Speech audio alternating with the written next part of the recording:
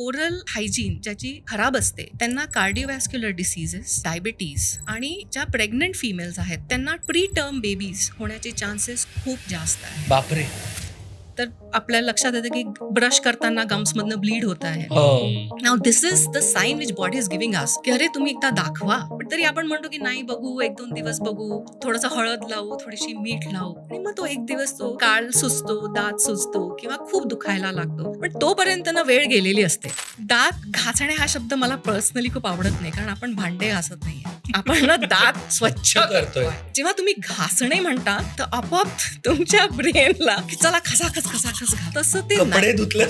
हा की ते तसं नाहीये. आपल्याला दात स्वच्छ करायचे आहेत आणि त्याच्या टेक्निक्स आहेत. आत्ताचे सो कॉल्ड जेन अल्फा हे जे पेशंट्स तुम्ही जेव्हा बघता, खूप साऱ्या पेशंट्स मध्ये अकल दाढाच नाहीयेत, नाहीच आहेत. कारण नेचरलाही माहिती आहे तुम्ही फायब्रस फूडच खात नाहीये, तुम्ही तेवढा चावतच नाहीये, तुम्हाला कशाला ती अक्कल दाढ पाहिजे. गॉड फॉरबिड की नेचरनी ठरवावं की हे प्रोसेस फूड खातायत न दातच नको यांना, असं नको व्हायला आहे. पण ही सत्यस्थिती आहे. मला वाटतं 10 मधनं 1 मुलाला किंवा मुलीला ब्रेसेस किंवा अलायनर हे आजकाल आहेतच. ह्या ज्या काही ब्रेसेस, अलायनर्स आणि ह्या सगळ्या ज्या ट्रीटमेंट याच्याकडे साधारणतः बघितलं तर की हे कॉस्मेटिक आहे, तुम्ही जसे आहात तसे राहा, खुश राहा, हे याचा काही संबंध नाहीये. हे इम्पॉर्टंट इसेन्शियल ट्रीटमेंट आहे, ही लक्झुरियस कॉस्मेटिक ट्रीटमेंट नाही, कारण त्याच्याकडे बघताना त्या पद्धतीने बघितलं जातं. So I am seeing lot of these late 40s 50s specially menopausal women, ते कम विथ दिस प्रॉब्लेम की आम्हाला जॉईंट मध्ये खूप पेन होत आहे. आता नुसतं इथेच दुखतं का नाही, सो क्लासिकली बरेचसे लोक सांगतात आमच्या मानेच्या मागे दुखतं, आमच्या खांद्यांना पण दुखतं. का दुखतंय म्हणे, तर हे दातांमुळे दुखतं, आणि दातांमध्ये कीड कुठेच नाहीये. म्हणजे असं एवढं होऊ शकतं. Brushing harder cleans your teeth better नाही, ते दाताला घासून टाकतात. फक्त साखर खाल्ल्याने दात किडतात नाही. आजकालच्या दुधामुळे लहान मुलांचे दुधाचे दात लवकर खराब होतात का? सो आता आजकालचं दूध ह्याच्यावर I may not be able to comment, पण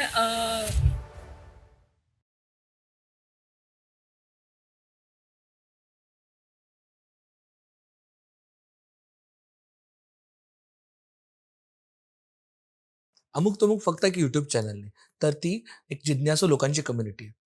या कम्युनिटीतनं तुम्हाला तुमच्या आयुष्यात काही फरक पडला असेल, तुमच्या आयुष्यात काही नवीन चर्चा आल्या असतील, नवीन विषय आले असतील, तर ह्याचंच एक्सटेन्शन म्हणून अमुक तमुक यूट्यूब मेंबरशिप कम्युनिटी आपण चालू करतोय.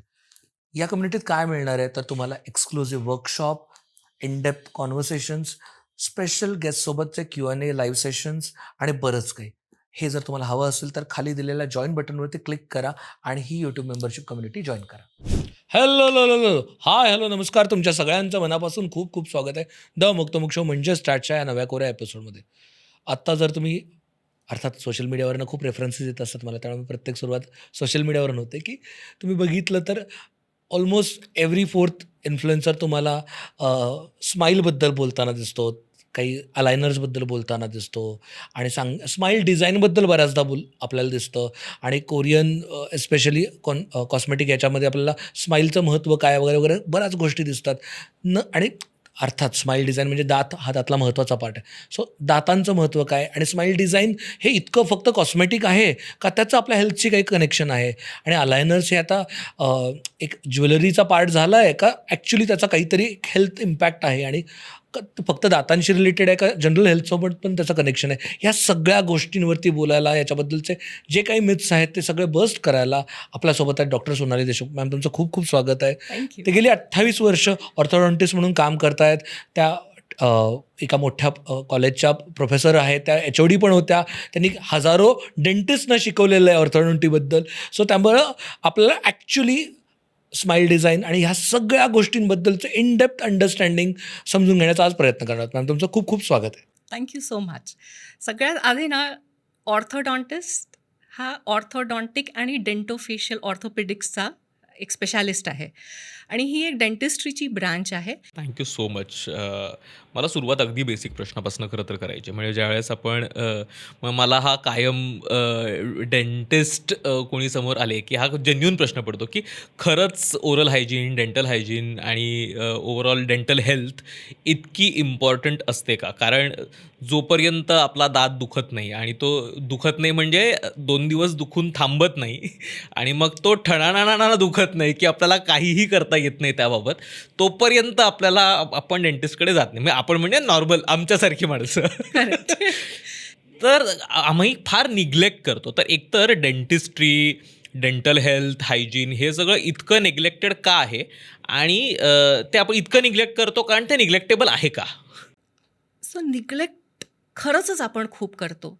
सो मला तरी असं वाटतं की सगळ्यात मोठा प्रॉब्लेम ह्याच्या मागे आहे की अवेअरनेसच नाही आहे. हम्म. जसं आपण जर शाळेमधल्या मुलांना विचारलं की तुम्हाला काय बनायचं आहे, तर ते म्हणतात डॉक्टर बनायचं आहे.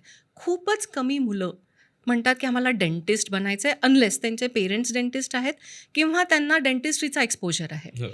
सो इथूनच ती सुरुवात आहे. म्हणजे शाळेपासूनच मी म्हणेन की ह्याची सुरुवात आहे की त्यांना हा प्रोफेशन आहे हेच माहीत नाही आहे.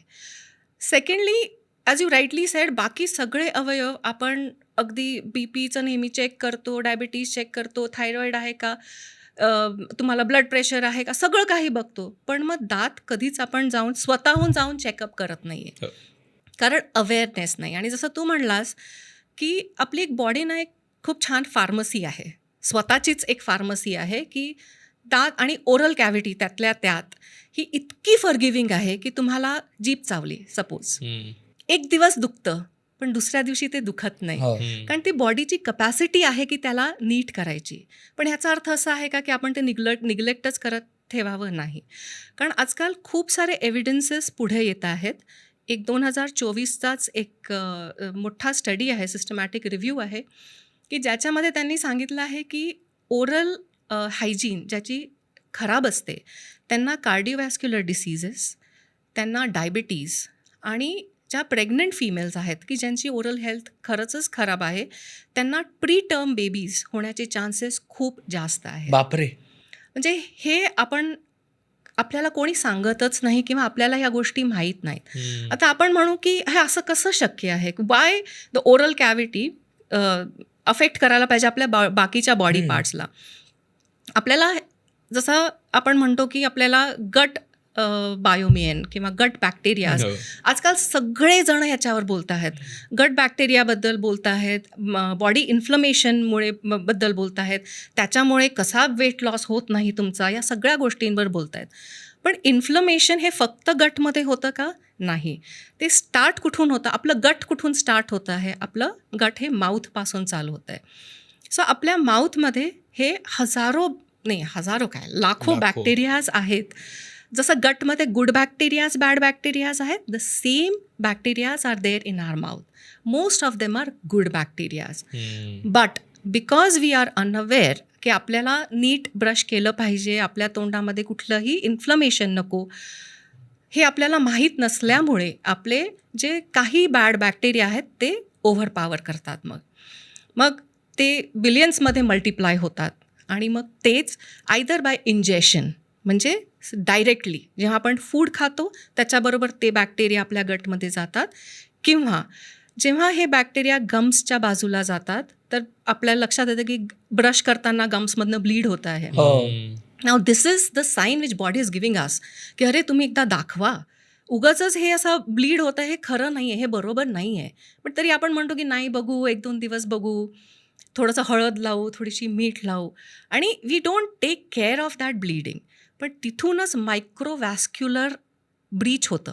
कारण छोटे छोटे कॅपिलरीज असतात तर बस आपल्या, झाले असते. त्या बस्ट होतात आणि तिथून तुमच्या ब्लडमध्ये हे इन्फेक्शन पण जाऊ शकतं. बापरे. So there's a huge systematic review which now says that for all your inflammatory condition, first thing first, तुम्ही काय करायला पाहिजे, तर तुम्ही डेंटिस्टकडे जायला पाहिजे की तुमचे दात व्यवस्थित आहेत की नाही.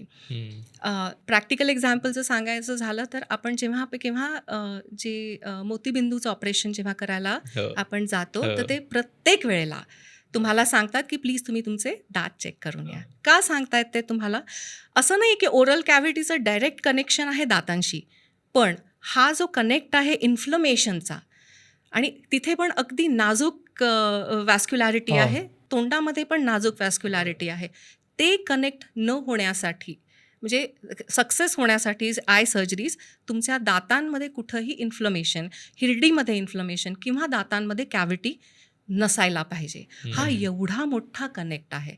And this is what I want to tell की डोंट ट्रीट आपल्या फक्त दातांना तुम्ही फक्त जेवणासाठी किंवा दिसण्यासाठी वापरू नका. तो तुमचं पूर्ण बॉडीचं हेल्थच तुमच्या तोंडापासून सुरू करेक्ट होतं. करेक्ट. ते म्हणतात ना, what you eat is who you R.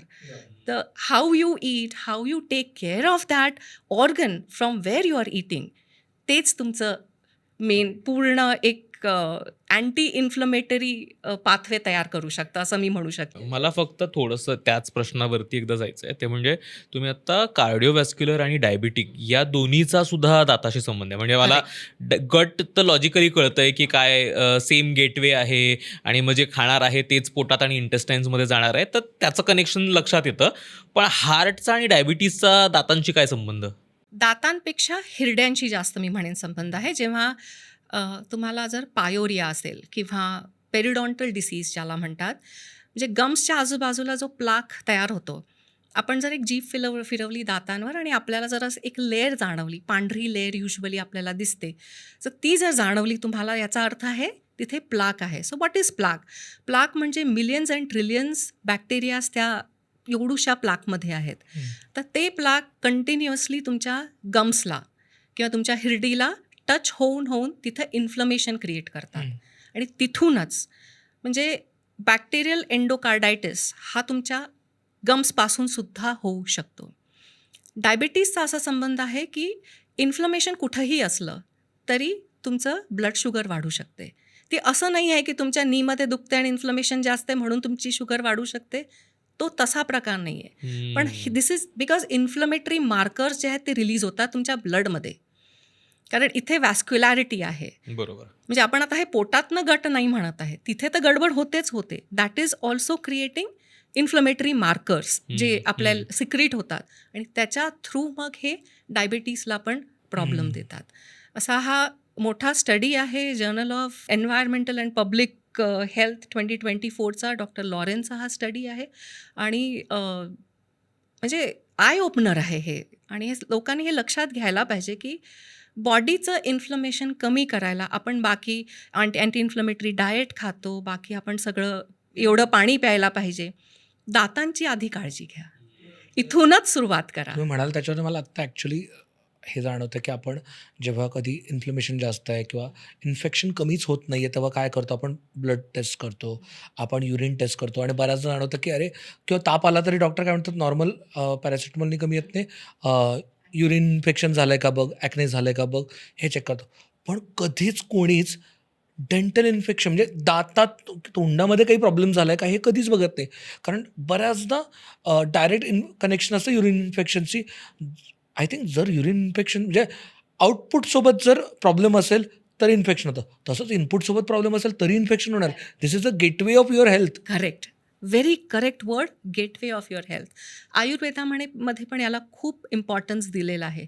तुम्ही केव्हा खाता, तुम्ही काय खाता आणि तुम्ही कशी स्वच्छता ठेवता, हे आयुर्वेदामध्ये पण याला खूप इम्पॉर्टन्स दिलेलं आहे. आणि आज करेक्टली तू म्हणलास की gateway to your health is your mouth in all means.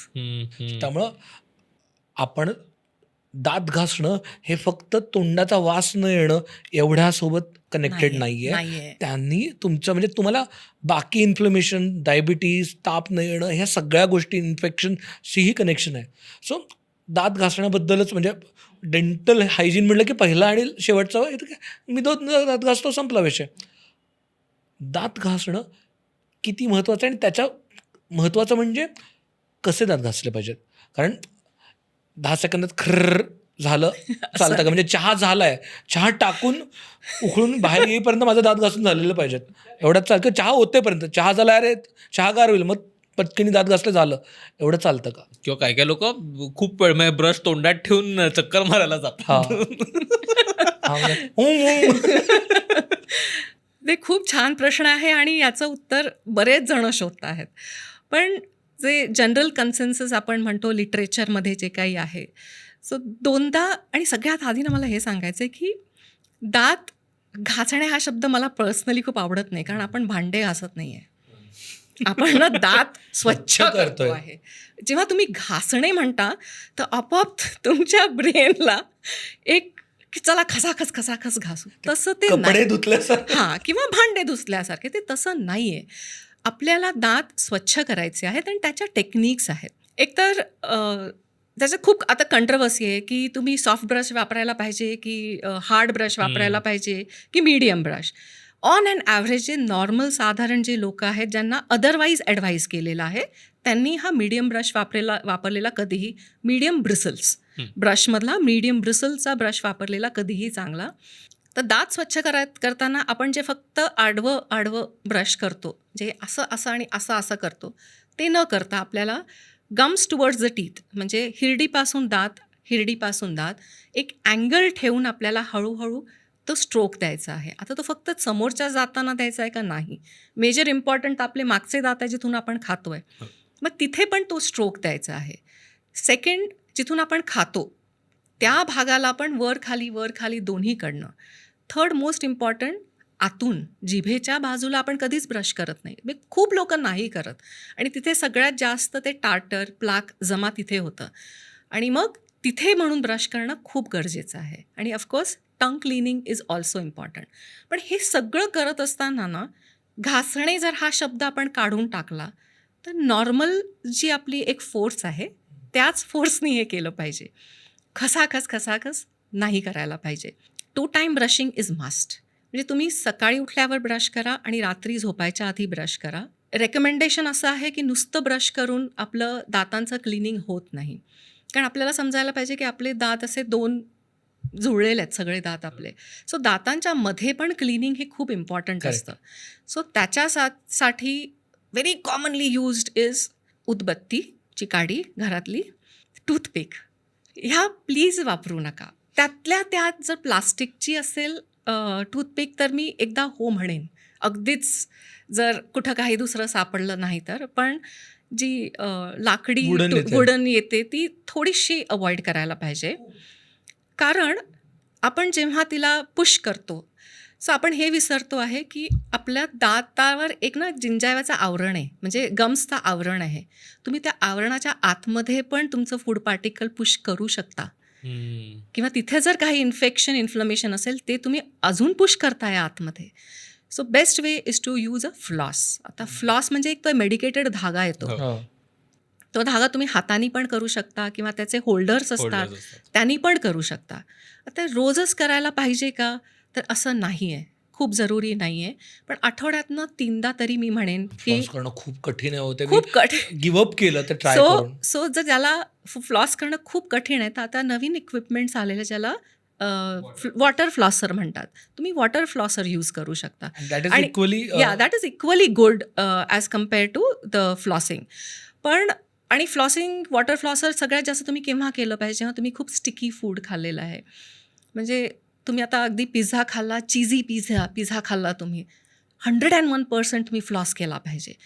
Brush तर केलाच पाहिजे, पण फ्लॉस पण हा केलाच पाहिजे, कारण या सगळ्या स्टिकी फूड तुमच्या दातांमध्ये अडकून बसत आहेत, आणि त्याच्यामुळे मग 2 दातांच्या मध्ये जी कॅव्हिटी होती आहे, आणि ही कॅव्हिटी जोपर्यंत आज ओमकार म्हणाला ना की मला दुखल्याशिवाय मग हो. कोणी जातच नाही, किंवा एक काळा डाग दिसतोय, बघूयात, वाट बघूयात, आणि मग तो एक दिवस तो गाल सुजतो, दात सुजतो किंवा खूप दुखायला लागतो. पण तोपर्यंत ना वेळ गेलेली असते. जी कॅव्हिटी सिम्पल फिलिंगनी होऊ शकते, त्याचा मग सोपस्कार, रूट कॅनाल, त्याच्यावरचा क्राऊन, आणि जर वाचवता न येणार असेल तर दात काढून टाकणे आणि त्याच्यानंतरचा इम्प्लांट, हा इथपर्यंत त्याचा तो प्रवास जातो. माझं तर रेकमेंडेशन आहे की एव्हरी इयर एकदा, ज्यांना खूप जास्त डेंटल प्रॉब्लेम नाही आहे त्यांनी ॲटलिस्ट एकदा फक्त चेकअपला या, डॉक्टरशी गप्पा मारा आणि तुम्ही हसत जा. पण ज्यांच्या तोंडामध्ये ऑलरेडी 3पेक्षा किंवा 4पेक्षा फिलिंग्स ऑलरेडी आहेत, किंवा एखादा क्राऊन आहे, माझं असं रेकमेंडेशन आहे की त्यांनी प्रत्येक 6 महिन्याला एकदा दाखवायला पाहिजे. कारण आम्ही एक म्हणतो, एक DMF इंडेक्स असतो, म्हणजे दातांमध्ये कोण किती ससेप्टिबल आहे कॅव्हिटी होण्यासाठी, किंवा गम प्रॉब्लेम होण्यासाठी, किंवा टूथ ब्रेकेज होण्यासाठी, वॉट एव्हर. सो अशा लोकांना ऑलरेडी जर त्यांचे दात काही कारणाने फिलिंग असेल, क्राऊन असेल, किंवा काढावे लागलेले असतील, तर ह्या लोकांनी जरूर 6 महिन्यात फक्त एक चेकअप करायला जाण्यात म्हणजे हरकत काहीच नाही आहे ना. आणि ते एक मोटिवेशन राहतं आपल्याला, की अरे मी आता जाऊन दाखवणार आहे बरं का, ह्या वेळेला माझ्या दातात काहीही निघायला नको. सो पहिले 6 महिने तरी ॲटलिस्ट यू आर ब्रशिंग, तुमचे दात तुम्ही छान स्वच्छ करता, त्याची नीट काळजी करता. सो आय थिंक हे खूप इम्पॉर्टंट आहे एकदा डेंटिस्टला दाखवणं. मॅम, आता तुम्ही दातात अडकण्याबद्दल म्हणाला. अ, मी लहान असताना ना, माझे दात खूप असे वेडेवाकडे होते. म्हणजे असं सगळे स्वतंत्र उमेदवार आहेत, ते एका पार्टीचे, तसं वाटतच नव्हतं कधी. हं. सो तेव्हा तर खूप जास्त दातात अडकायचं आणि मग तेव्हा लिटरली मला आठवतंय, मी दर महिन्याला आजारी पडणं आणि हा प्रकार चालू झाला होता. तर दातातल्या घाण अडकण्याने अ, किती फरक पडतो एक तुम्ही सांगितलं. पण ह्याचा स्ट्रक्चरली प्रॉब्लेम असल्यामुळे पण अडकू शकतं का? म्हणजे एक झालं की तुम्ही ब्रशिंग नीट नाही केलं, वेळच्या वेळेला चूळ नाही भरली, फ्लॉसिंग नाही केलं ह्याच्यामुळं. पण बऱ्याचदा वेडेवाकडे दात असणं किंवा दातामध्ये गॅपच असणं, म्हणजे बऱ्याचदा असं की पुढचे 2 दात जर असे असे हे असतात किंवा दाढेच्या मध्ये गॅप असतो, हिरडी सुजल्यामुळं, व्हॉटेव्हर रिझन्समुळं. सो ह्या सगळ्या गोष्टींमुळे पण होऊ शकतो का प्रॉब्लेम? होऊ शकतो. म्हणजे दात वेडेवाकडे आहेत तर डेफिनेटली चावण्याला तर खूपच प्रॉब्लेम येतो. म्हणजे जी लहान मुलं आहेत, आई-वडील सारखं म्हणतात, की जेवायला खूपच वेळ लागतो, जेवायला खूपच वेळ लागतो किंवा तो तोंडातच घास ठेवून हां. असतो आणि मग तो खूपच हळू जेवतो. सो हे बेसिकली दात एकमेकांवर नीट न बसणे ह्याच्यामुळे हे डेफिनेटली होऊ शकतं. जर दात खूपच वेडेवाकडे असतील, म्हणजे सपोज हे 2 सुळे असे खूपदा असतात, की अगदी खूप वरती असतात. हं. सो त्याच्यामुळे तुमचा लिपही वरती येऊ शकत नाही. त्याच्या आजूबाजूला खूप सारं जेवण अडकून, अन्न अडकून तो एक खराब तो होतोच होतो. आणि तुमची जी एक स्माईल लाईन आहे that is actually defined by your canines. म्हणजे हे जे सुळे दात आहेत ते हं. आपल्या चेहऱ्यामध्ये खूप इम्पॉर्टंट रोल प्ले करतात. आता ते का बरं तिथे येतात? So most of the time म्हणजे मॅक्झिमम वेळेला जर आपला वरचा जबडा लहान असेल आणि तो दात सगळ्यात शेवटी येतो. बाकीचे आधी समोरचे इन्सायझर्स येतात, मग प्रीमोलर्स येतात आणि मग केनाईन येतो. सो त्याला तोपर्यंत ती जागाच राहत नाही. पण त्याला बाहेर तर यायचं आहे दाताला. हं. असं नाही आहे की तो अडकून राहणार किंवा तो अडकून राहतो आणि बाहेर आला तसा वरतून येतो तो. असं वरच्या हिरडीतनं आला. तसं तो वरच्या हिरडीतनं तो येतो. दिसायला डेफिनेटली तो व्यवस्थित दिसत नाही. आणि मेन आपल्याला ना जर 32 दात दिले तर आपण 28 दातांबद्दल बोलूयात, की त्यांचं काहीतरी रिझन आहे ना, म्हणून ते आपल्याला दिलेले आहेत ना, देवानी दिलेत, जे कोणी दिलेले आहेत. तर समोरचे दात यांना इन्सायझर्स म्हणतात. तर ते इन्सायझिंगसाठी आहे. म्हणजे आपण ॲपल खातो, आपण ॲपल असा नाही खात, हं. आपण ॲपल असं खातो. बाईट करण्यासाठी. त्याला आपण इन्सायझिंग किंवा बायटिंगसाठी म्हणतो. मागच्या दाढा ह्या क्रशिंगसाठी आहेत. आपण जे काही अन्न तोंडात घालतो ते क्रश होतं, इकडे होतं, तिकडे होतं. हं. आणि तर त्याची ठेवण तर बरोबर पाहिजे.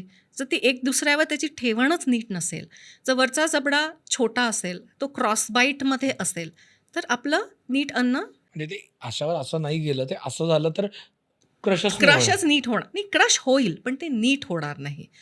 आणि हा 16 दात जो सोल स्टँडिंग वरचे आणि खालचे आहेत ते शेअरिंगला यूज होतात. म्हणजे जे कोणी नॉनव्हेज खात असतील किंवा आपण असं जे तोडतो, जे शेअर करतो तोडण्यासाठी, तुकडा. तोडण्यासाठी किंवा if you have to peel off something, so तो दात ह्याच्यासाठी सगळ्यात मोठा. ऊस खाताना करतो. करेक्ट. जी आजकालची मुलं अजिबात खात नाहीत. पण ते खूप इम्पॉर्टंट आहे तो दात. सो सगळे दात ॲज अॅन होल आपल्या जबड्यासाठी आणि आपल्या खाण्यासाठी खूपच इम्पॉर्टंट आहेत. आता तू प्रश्न विचारलास की कोणाला काही बाकी प्रॉब्लेम होतात का? सो जर आपण लहान मुलांचं आधी बोलूयात, की आपण बघतो खूप सारे मुलं तोंड उघडं ठेवून झोपतात किंवा रात्री त्यांची लाळ पण गळते किंवा ते स्नोर पण करतात, म्हणजे जोरजोराने घोरतात. घोरतात ते लहानपणी. लहानपणी. ओके. सो हे का होतं आहे? हा ह्याच्यामधला मेन सो एक पॅथोफिजिओलॉजी आहे, कॅस्केडिंग इफेक्ट आहे काही वेगळ्याच गोष्टीचा. ओके. तर ती वेगळी गोष्ट काय, खूप साऱ्या लहान मुलांना सतत सर्दी खोकला होत असतो. पण as I said, our body is a very big pharmacy. So आपल्याला टॉन्सिल्स आणि ॲडिनॉइड्स असतात. सो हे ना लिम्फॅटिक टिश्यू आहे आपल्या बॉडीमध्ये, की जे ॲक्च्युली फाईट करतात against the germs which are entering in our mouth, either through mouth or through nose. So हे जेव्हा एंटर करत आहेत, सो ते लढा देत आहेत त्याच्याशी. पण एका पिरियडनंतर ते बिचारे हरून जातात. मग ते इन्फ्लेम्ड होतात किंवा ते मोठे होतात. म्हणजे हायपरट्रॉफी होते त्याची ॲडिनॉइड्सची आणि टॉन्सिल्सची. हे जेव्हा होतं, आता ॲडिनॉइड्स हे आपले टॉन्सिल्स हे आपल्या घशात दिसतात, आपल्याला लाल झाला आहे, मोठे मोठे दिसतात. ॲडिनॉइड्स मात्र नाकाच्या मागच्या आपल्या श्वासनलिकेमध्ये असतात. सो ते एक्सरेवर आपल्याला दिसू शकतात. त्याच्यामुळे नाकानी मुलगा किंवा मुलगी, लहान मुलं श्वासच घेऊ शकत नाहीत आणि ते मात्र तोंडानी श्वास घेतात मग तेव्हा. आता आपल्याला हे लक्षात ठेवायला पाहिजे की आपली जी बॉडी ग्रोथ होत असते, सो साधारण एक 11-12 वर्षापासून ते 18 वर्षापर्यंत एक रॅपिड ग्रोथ होते आपल्या बॉडीमध्ये. ह्याचा खूप इम्पॉर्टन्स आहे जॉ ग्रोथवर पण. म्हणजे साधारण मुलींची ग्रोथ ही 14 ते 15 वर्षापर्यंत पूर्ण होते आणि मुलांची ही 18 वर्षापर्यंत होते. पण हा जो पिरियड आहे जेव्हा ॲडिनॉइड्स आणि टॉन्सिल्स वाढलेले असतात, टिपिकली 11-12 वर्षाचा हा कालावधी असतो आणि त्याच्या आधीचा जो सगळा म्हणजे आपल्या वरचा जबड्याचा ग्रोथ त्याच्यावर डिपेंड असते. का? तर जर आपण नाकानी श्वास घेतला तर सगळं काही आपल्या तोंड बंद राहणार. आपलं जे बाकी फंक्शन आहे, टंग फंक्शन आहे, म्हणजे रेस्पिरेशन, श्वास घेणे, जिभेचं जे काही फंक्शन आहे, डिग्लुटेशन म्हणजे आपण जे आवंढा गिळतो किंवा जे गिळणं आहे ते, आणि आपले लिप्सचं फंक्शन आहे की लिप्स बंद राहणे, हे सगळं नाकानी श्वास जर आपण घेत असू तर नॉर्मल राहणार. पण जर आपण नाकानी श्वास घेऊ शकत नाही आहे बिकॉज ऑफ दिस टॉन्सिल्स किंवा ॲडिनॉइड्स, तर मुलं तोंडानी श्वास घेतात. आता याचे 2 मेजर इफेक्ट्स आहेत. कारण ते तोंडानी श्वास घेत आहेत तर त्यांची जीभ ही नेहमी खाली राहते, असा जबडा असतो. त्याला एक ॲक्च्युली नाव पण आहे, ॲडिनॉइड फेसेस. म्हणजे ही मुलं अशी वेकंट लुकवाली मुलंच दिसतात ही, ज्यांची थोडीशी मी थोडंसं एक्झॅजरेटेड एक्झाम्पल सांगते आहे. त्याच्यामुळे काय होतं आहे की जीभ टाळूला लागत नाही आहे आणि त्याच्यामुळे टाळूची ग्रोथच होत नाही आहे. म्हणून वरचा जबडा हा हळूहळू लहानच राहतो आहे. 11 वर्षापर्यंत जर ही सिच्युएशन राहिली तर वरचा जबडा हा एकदम लहान होतो. आपल्याला हे पण अजून आहे की आपला वरचा जबडा, आपल्याला माहिती आहे, आपण बायोलॉजीमध्ये शिकलो आहे की जर जसं जसं आपलं ब्रेन वाढतं तसं तसं आपली कवटी वाढते आणि एका क्षणानंतर ब्रेन थांबतं वाढायचं. म्हणजे लहान मुलांची डोकी मोठे दिसतात कारण तेव्हा त्यांचं सगळ्यात जास्त ग्रोथ असते, बाकी बॉडी एवढीशीच दिसते त्यांची. तसंच वरचा जबडा आहे तो साधारण 11-12 वर्षापर्यंत त्याची ग्रोथ कंप्लीट होते. पण त्याच पिरियडमध्ये जर हे ॲडिनॉइड्स टॉन्सिल्सचा जर खूप इश्यू असेल तर त्याची ग्रोथच होत नाही आणि त्याची ग्रोथ न झाल्यामुळे हा खालचा जो जबडा आहे तो पण पुढे येऊ शकत नाही आहे. म्हणजे आता हा कॅस्केडिंग इफेक्ट बघा, ॲडिनॉइड टॉन्सिल्समुळे वरच्या जबड्याची ग्रोथ नाही, वरच्या जबड्याची ग्रोथ नाही झाली म्हणून खालच्या जबड्याची ग्रोथ होत नाही अजूनच. आणि आता ग्रोथ तर आहे, म्हणजे ग्रोथला आपण कुठे थांबवू शकत नाही आहे, मग ती अशी खाली खाली होते आणि मग ह्या मुलांना अजून ओपन बाईट होते. ओपन बाईट म्हणजे वरचे आणि खालचे दात हे असे मीट न होता ते असेच राहतात. मग तिथे जीभ जाणार, मग त्याचा टंग थ्रस्ट हॅबिट चालू होते. दात नीट लागतच नाही. दात नीट लागतच नाही आहेत आणि मग हा पूर्ण चेहऱ्याचा आणि जबड्याचं स्ट्रक्चरच बदलून जातं. And this I feel is an emergency that all parents should look forward. कारण पेरेंट्स नेहमी ॲडिनॉइड्स टॉन्सिल्स, ENT ह्यांच्यावरच डिपेंडन्स करते, ते बरं झालं की, पण तोपर्यंत थोडीशी वेळ उशीर झालेला असतो. पण आता असं आहे का याची ट्रीटमेंट नाही आहे. सो इथेच like as I was saying की ऑर्थोडॉन्टिक्समध्ये नुसतं ब्रेसेस नाही आहे, इथे तुमची जबड्यांची वाढ कशी होती आहे हे बघणं आणि हे मॉनिटर करणं खूप इम्पॉर्टंट आहे. आणि ही जबड्याची वाढ जर वेडीवाकडी होणार होत असेल किंवा आपल्याला दिसतंय की आता इट इज गोईंग ॲबनॉर्मल, तर त्याच वेळेला इंटरव्हीन करून आपण ती करेक्ट पण करू शकतो. हे सगळ्यात ब्युटिफुल आस्पेक्ट आहे ऑर्थोडॉन्टिक्सचं. म्हणजे मला पर्सनली आवडणारं जे आहे की लहान मुलांबरोबर जर मी त्या वाढत्या वयामध्ये जर मी त्यांच्यावर काम करू शकले, so that's the best thing to happen. कारण एकदा तुमची वाढ कंप्लीट झाली की मग थोडं कॉम्प्लिकेट होऊन जातात केसेस. मग कॉम्प्लिकेशन आपण म्हणतो ना, काही केस सिम्पल आहे आणि ही केस कॉम्प्लिकेटेड आहे, मग त्या केसेस कॉम्प्लिकेटेड होऊ शकतात. मग आता काय करू शकतो, तुमचा पुढचा प्रश्न असेल हा की जर असं झालं असतं तर आपण वरचा जबडा एक्सपॅन्ड करू शकतो. काही एक्सपॅन्डर्स असतात, मोस्टली फिक्स्ड एक्सपॅन्डर्स असतात. आजकाल नवीन जे एक्सपॅन्डर्स आले आहेत त्याला म्हणजे अलाइनर्स जसे आहेत तसे एक्सपॅन्डर्स पण आले आहेत जे रिमूव्हेबल असू शकतात. त्याचबरोबर सायमल्टेनियसली एक्सपान्शन करता करता खालचा जबडा पुढे आणणे, हे आपण एकत्रच करू शकतो by giving some appliances in the patient mouth. The moment we do this, जबडा वाढतो, टंगचं पोझिशन करेक्ट व्हायला सुरू होते, खालचा जबडा पुढे यायला सुरू होतो, श्वासनलिका ओपन होते. आणि त्याच वेळेला काही मुलांना आपण एक्सरसाइज सांगतो तोंडाच्या, ओठाच्या आणि जिभेच्या, जेणेकरून मग पेशंट नाकानी श्वास घ्यायला सुरुवात करतो. So this is such a beautiful cascading treatment for this cascading event of oral breathing किंवा स्नोरिंग. आणि मग खूप छान या मुलांच्या ह्याच्यामध्ये फरक पडतो. पुढे जाऊन मला अजून एक सांगायचं आहे की एक खूप छान स्टडी आहे हेल्थ केअर बेसल 2021चा. सो त्यांनी एक स्टडी केला लहान मुलांवर. त्यांनी 2 ग्रुप घेतले. एकाला नाकानी श्वास घेत राहायला सांगितलं आणि काही मुलांना तोंडानी श्वास घ्यायला सांगितलं. आणि हा फंक्शनल ब्रेन MRIचा स्टडी आहे की नाकानी श्वास घेताना आणि तोंडानी श्वास घेताना तुमच्या ब्रेनच्या वेव्समध्ये काय फरक पडतो. So it's a very legit study, म्हणजे लेजिटिमेट स्टडी आहे ही. सो त्यांनी सांगितलं आहे, म्हणजे त्यांच्या कन्क्ल्युजनमध्ये असं आहे की जे मुलं तोंडानी श्वास घेतात त्यांचे जे काही ब्रेन्सचे एरियाज असतात जिथे कॉग्निटिव्ह डेव्हलपमेंट होते. आता कॉग्निटिव्ह डेव्हलपमेंट म्हणजे लहान मुलांचं जेव्हा ब्रेन ग्रो होतं तेव्हा वेगवेगळ्या टाईपचे आकलन असतात. म्हणजे तुम्ही मोठ्यांकडे बघून आकलन शिकता, जसं तुम्ही जसं करता तसं मुलं करतात. सेकंडली वर्बल कमांडनी तुम्ही शिकता. थर्डली जे तुम्ही बघितलं आहे ते तुम्ही मेमरीमध्ये ठेवता. So these are all cognitive developmental milestones ज्याला आपण म्हणतो. हे जे ओरल ब्रीदिंग करतायत मुलं, त्यांचं ते जे सेंटर आहे तिथं फंक्शनल तिथे ते वेव्ज ॲक्टिवेटच होत नाहीत. बापरे. वेरॅज जे मुलं नाकानी श्वास घेत आहेत त्यांचं व्यवस्थित ॲक्टिवेशन होतं आहे. सो आता तुम्ही इमॅजिन करा, जर तुमचं मूल हे इतके वर्ष तोंडानी श्वास घेत असेल तर ओव्हरऑल हेल्थवरच त्याचा फरक पडतो. आता नुसतं इथे हेल्थ नाही आहे, इथं complete health including the cognitive health. बापरे. आता हेच मुलं जेव्हा तुम्ही तोंडानी श्वास घेता तेव्हा पूर्ण बॉडीमध्ये पण ऑक्सिजनचं जे संचारण होतं ते पण कम्प्लीट होत नाही, ते इनकम्प्लीट होतं जेवढा तुम्ही नाकानी श्वास घ्याल.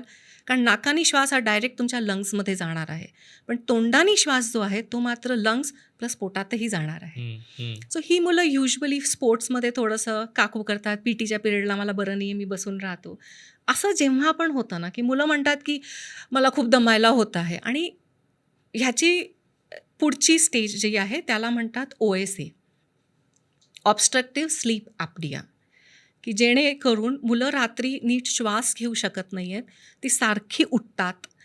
उठून म्हणजे बरीचशी माझ्याकडे जे आहेत मुलं त्यांच्या पेरेंट्सनी सांगितलं उठून बसतो आणि असा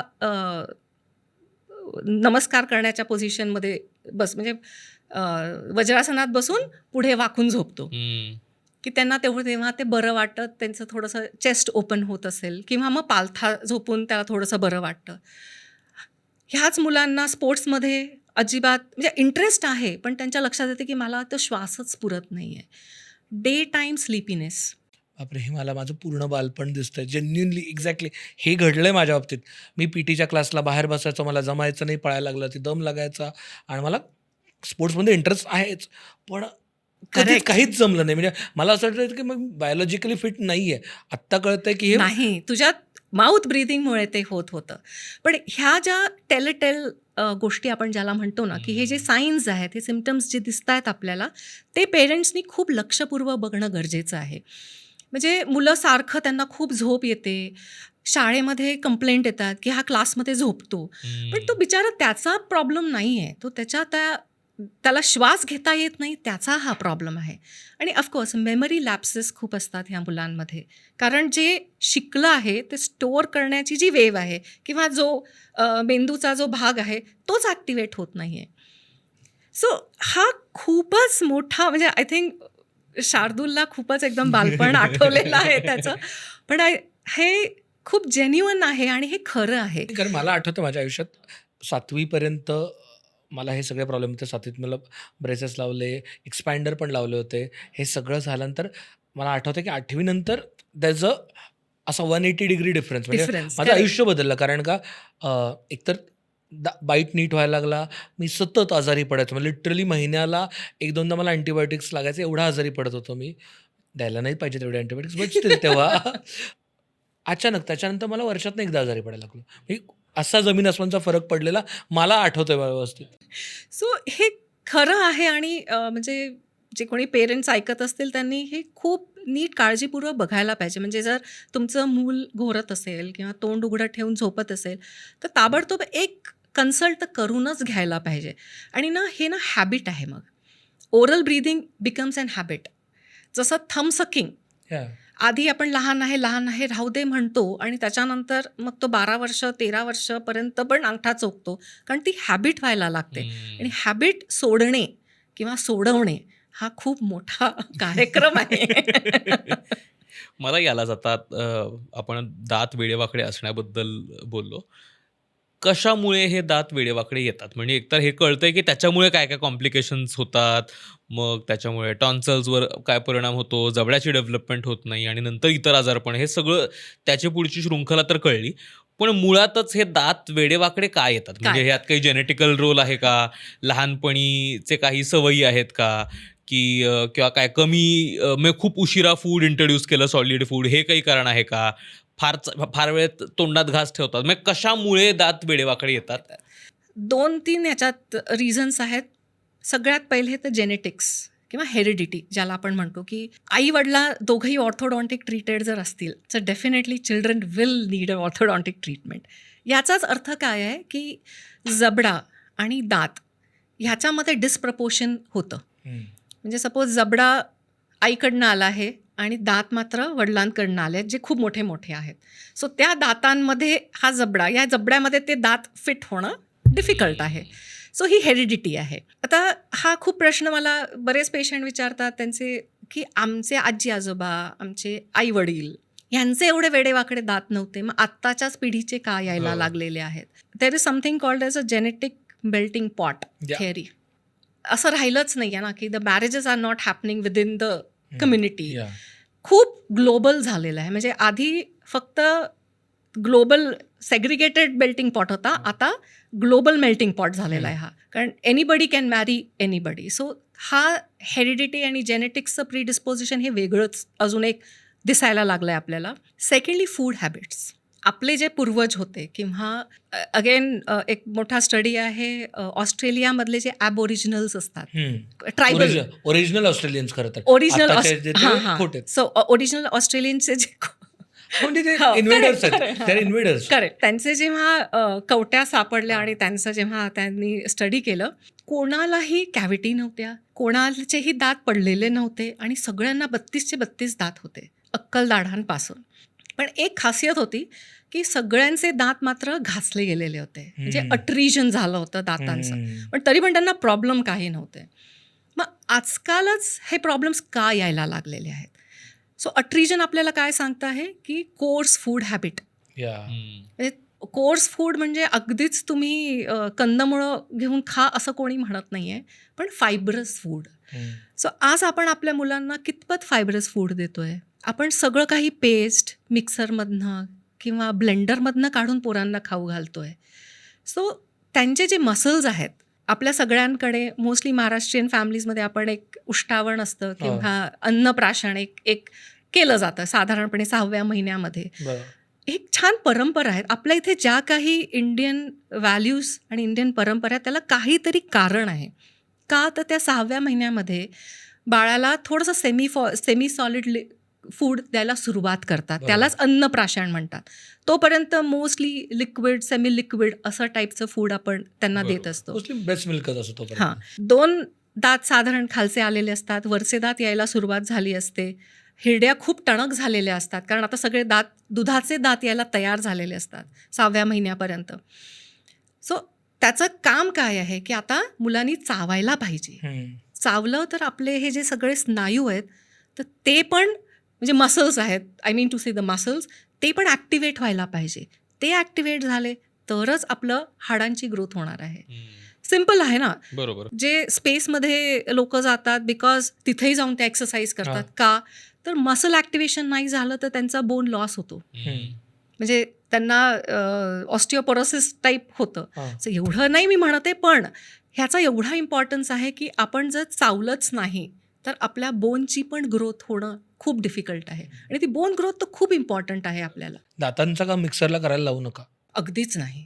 म्हणजे शिजवा तुम्ही अन्न, असं नाही म्हणत आहे की अन्न शिजवायला नको, पण इतकं पण नका शिजवू की फक्त ते गल्प गेलं पाहिजे. आणि हे खूप इम्पॉर्टंट आहे. टीदिंग आता खूप येतात की टीदिंग हो रहा है, मग काय करायचं आता? हा तुम्ही द्या ना, एक गाजराचं तुकडं द्या, चावू देत, बसू देत, चावू देत त्या लहान मुलाला, हलकं शिजवून द्या तुम्ही, विदाऊट मॅश करता, थोडा फायबर जाऊ द्यात. आणि ह्याचा नुसतं जबड्याच्या डेव्हलपमेंटसाठी उपयोग नाही होणार आहे, तर तुमच्या गटसाठी पण उपयोग होईल. तुमचं ओरल बॅक्टेरियाज आणि गट बॅक्टेरियाज, त्याची पण मग एक वेगळी डेव्हलपमेंट आहे ना. जसं तुम्ही फूड खाल तसेच तुमचे ओरल बॅक्टेरियाज पण डेव्हलप होतात, चांगले आणि वाईट. तुम्ही सतत फक्त दूधच देत राहाल तर दुधामधलं एक जे एन्झाईम असतं ज्याचं एक लेयर आपल्या दातांवर तयार होऊ शकते, आणि जी जर तुम्ही नीट स्वच्छ नाही केली तर मग लहान ॲज स्मॉल ॲज 2 years. माझा स्वतःचा मी जो बघितलेला पेशंट आहे, I think not even 2 years, सगळ्या दातांना कॅव्हिटी आहे. बापरे, सगळ्या दातांना, म्हणजे 2 वर्षाच्या खालचा 2 वर्ष फक्त दुधाचे दात आलेले आहेत आणि त्यांना प्रत्येक दाताला कुठे ना कुठे कॅव्हिटी आहे. आता का आहे? तुम्ही रात्री दूध पाजता आहात, of course I think bottle milk आहे, त्याच्यामध्ये तुम्ही साखर घालता आहात आणि ते तोंडात धरून पोरगं झोपलेलं आहे. तर दीज आर द रिझन्स. आणि जेव्हा आता ना प्रत्येक दुधाचा दात असो किंवा परमनंट दात असो, ह्याचं प्रत्येकाचं काहीतरी रिझन आहे. जर दुधाच्या दातांमध्ये फटी नसतील, हा पण एक ना खूप काळजीचा विषय आहे सगळ्या पेरेंट्ससाठी. माझ्या मुलाच्या दातामध्ये किंवा मुलीच्या दातामध्ये खूप फटी आहेत दुधाच्या. मी म्हणते, मी हे बघून मला खूप आनंद होतोय की फटी आहेत. का? कारण दुधाचे दात छोटे छोटे असतात, जॉ अजून ग्रो होत असतो, आणि जेव्हा परमनंट दात येतो तो दुधाचा दात हलवतो आणि त्या ठिकाणी तो परमनंट दात येतो. पण हाच दाताला जर जागाच नसेल तर तो दात कुठे येणार? आणि म्हणून मग या सगळे दात वेडे वाकडे येतात. आणि ह्याचं प्रिकर्सर कुठे आहे? तुम्ही कारण त्याला नीट फायब्रस फूड किंवा म्हणजे 6व्या महिन्यात ते 12व्या महिन्यात तुम्ही तुला बापरे, माझ्यासाठी आता प्लीज आता 2 महिन्यावरती आहे म्हणून मला ते start working on it. So हे ॲक्च्युली खूप इंटरेस्टिंग आहे सगळं, की कसं छोट्या छोट्या गोष्टींमुळे हे प्रॉब्लेम्स येतात. आणि आता मॅक्सिमम जे मी बघते आहे तो प्रॉब्लेम हाच आहे की जबड्याची ग्रोथ होत नाही आहे, पण मात्र दात मात्र तुमचे येत आहेत, म्हणजे आहेत. आता ह्याच्यात एक ना उत्क्रांतीचा पण विषय यायला सुरुवात झालेली आहे, की आत्ताचे सो कॉल्ड जेनझीज आणि जेन अल्फा हे जे पेशंट्स तुम्ही जेव्हा बघता, तेव्हा खूप साऱ्या पेशंट्समध्ये अक्कल दाढाच नाही आहेत. नाहीच आहेत, जन्मताच नाही आहेत. कोणाला 2 आहेत, कोणाला 1च आहे, किंवा कोणाला 1ही नाही आहे. आता हे का होतं आहे? म्हणजे म्हणतात ना, ते उत्क्रांतीचा जो वाद विवाद जे काही आहे, पण तो खरा आहे. कारण जसं आपल्याला शेपूट होतं आणि आता फक्त माकड हाड आहे, किंवा ती टेल बोन फक्त राहिलेला आहे, तसंच आत्ता व्हायला लागलेलं आहे. कारण नेचरलाही माहिती आहे की तुम्ही खातच नाही आहे तेवढं, तुम्ही फायब्रस फूडच खात नाही आहे, तुम्ही तेवढा चावतच नाही आहे, तुम्हाला कशाला ती अक्कल दाढ पाहिजे आहे? So most of the wisdom tooth is either impacted म्हणजे ती हाडातच रुतून बसली आहे, ती बाहेर येत नाही. मग केव्हा तरी आठवण येते 30मध्ये असताना, 40मध्ये असताना, आणि मग खूप दुखायला लागतं आणि मग आपल्याला सर्जरी करून काढावं लागतं. किंवा ती आता नेचरनीच म्हटलं आहे की नकोच, हे खातच नाही आहेत हे लोक, तर मी तरी कशाला एक नवीन दात देऊ. So they are congenitally missing teeth. So हा मात्र उत्क्रांतीचा भाग आहे. पण इमॅजिन करा की आपण जे फूड आधी खायचो तिथून आत्तापर्यंत इतका तो रॅपिड फ्लो आलेला आहे, किंवा तो रॅपिड चेंज आलेला आहे. गॉड फॉरबिड की खूप कमी दात असं नको व्हायला की नेचरनी ठरवावं की अरे हे काहीच तसंच पूर्ण हे प्रोसेस्ड फूड खातायत, दातच नको ह्यांना, असं नको व्हायला आहे. पण ही सत्यस्थिती आहे. So basically you mean to say की आत्ता आपण ज्या प्रमाणात ओव्हर प्रोसेस फूड खातोय, सगळं आपण तयार करेक्ट. पॅकेज फूड खातोय आणि इतकं पिष्टमय पदार्थ खातो, म्हणजे सगळ्याच्या पिठं करून किंवा आपण त्याच्यात चिकट गोष्टी करूनच खातो. म्हणजे लहान मुलांना तर लिटरली फक्त पेज किंवा इधर दूध चपाती खायची आहे किंवा ते पण ग्राइंड करून द्यायचं आहे, पेस्ट करून द्यायची आहे, सगळं. का आता आपण सकाळचा नाश्ता पण आता हळूहळू स्मूदीकडेच चालला आहे. सो ह्या सगळ्या गोष्टी अल्टिमेटली आपल्या दातांना इम्पॅक्ट करतात आणि अर्थात पूर्ण पुढे जाऊन हेल्थला इम्पॅक्ट करतात. हेल्थला पण इम्पॅक्ट करतात. म्हणजे इथे तर ग्रोथलाच इम्पॅक्ट झाला आहे. मग हा ग्रोथ नंतर मग आपल्या दातांच्या हायजीनला इम्पॅक्ट करतात. कारण एवढं प्रोसेस फूड जर तोंडात बॅक्टेरियाजला मिळालं, त्यांची तर चंगळ आहे, त्यांची पार्टी आहे. तोंडामध्ये मस्त रात्री पार्टी आहे. रात्री जाऊ देत, दिवसभरामध्ये पण आपण खाल्ल्यानंतर एक लहानपणी आपल्याला शिकवलेलं असतं की जेवण झालं की हात धुवायचे, कारण आपण अजून तरी हाताने जेवतोय. म्हणजे त्यातल्या त्यात नशिबाने. हां, नशिबाने झेड-झीपर्यंत, मिलेनियल्सपर्यंत हे लोकं हाताने जेवतायत. पुढचं मला माहीत नाही. पण हात धुणे आणि चूळ भरणे हा साधारण सगळ्यांच्या घरी होणारा एक इन्स्ट्रक्शन आहे की नाही, की अरे हात धु, चूळ भर. पण आता चूळही भरली जात नाही आहे, कारण तुम्ही डब्यात जेवता आहात. तुम्ही ताटात जेवतच नाही आहे. दिवसाला एकदा तुम्ही ताटात जेवता आहात. पण दिवसभरामध्ये most of the population, most of the school children, most of the office going people, they are eating in डब्बा. ते ताटातच जेवत नाही आहेत, तर मग हात धुण्याचा प्रश्न येत नाही किंवा चूळही भरण्याचा प्रश्न येत नाही. तुम्ही जर चूळ भरली नाही आहे, त्या मुलांनी किंवा कोणी पण, तुम्ही पण जर डब्यात जेवत असाल, तुम्ही 2 वाजता 1 वाजता जेवला आहात, when are you going to brush your tooth or teeth? तुम्ही केव्हा ब्रश करणार? रात्री. हो. तोपर्यंत इन मोस्ट केसेस दुसऱ्या दिवशी सकाळी. मोस्ट केस सिनेरिओ दुसऱ्या दिवशी सकाळी. सो हे जे अन्न तुमच्या दातांवर अडकलेलं आहे, त्याची तर बॅक्टेरिया चंगळ करतच आहे ना आतमध्ये. आणि ते पण का आणि त्याच्यामध्ये तुम्ही ॲसिडिक ड्रिंक्स पण खूप पिता, जसं कोला झाला, म्हणजे एरेटेड ड्रिंक्स आहेत किंवा वॉट एव्हर. त्याच्यामुळे अजून ॲसिडिटी तुमच्या सलायवाची वाढते आहे. आयडियली स्पीकिंग आपल्या सलायवाचा एक न्यूट्रल pH असतो. पण हे जेव्हा शुगर तुम्ही वाढवता, प्रोसेस्ड फूड जेव्हा वाढवता किंवा हे असे जे मध्ये मध्ये ॲसिडिक ड्रिंक जेव्हा पिता, तेव्हा तुमच्या सलायवाचा pHच कमी होतो, म्हणजे ॲसिडिक होतो. आणि हे ॲसिड तुमच्या इनॅमलला डिस्ट्रॉय करण्यासाठी बॅक्टेरिया अजून भर लावतात. मी आत्ता लिटरली याच्यावरचा एक मीम बघतोय. सो लहान मुलगी झोपलेली आहे, तिच्या गालावरनं वडील माऊस फिरवत आहेत आणि स्क्रीनवरती दाखवत आहेत दाताचा सोनोग्राफीसारखा हो, व्हिडिओ हो, आहे. हो, आणि हो. त्याच्यात दातात कीड लागली असं दाखवत आहेत, की आळी फिरताना दाखवत आहे. सी, तू जर कोल्ड्रिंक्स पिलेस तर हे होणार आहे. पण हे खरं आहे. पण हे खरं आहे, जे आपल्या डोळ्याला दिसत नाही आहे ते, पण हे खरं आहे. आणि म्हणून ह्या गोष्टी ज्या आपल्या जुन्या होत्या ना, कधी कधी मी म्हणेन की त्या बरोबर होत्या आणि त्या थोड्याशा पाळायला पाहिजे. करेक्ट.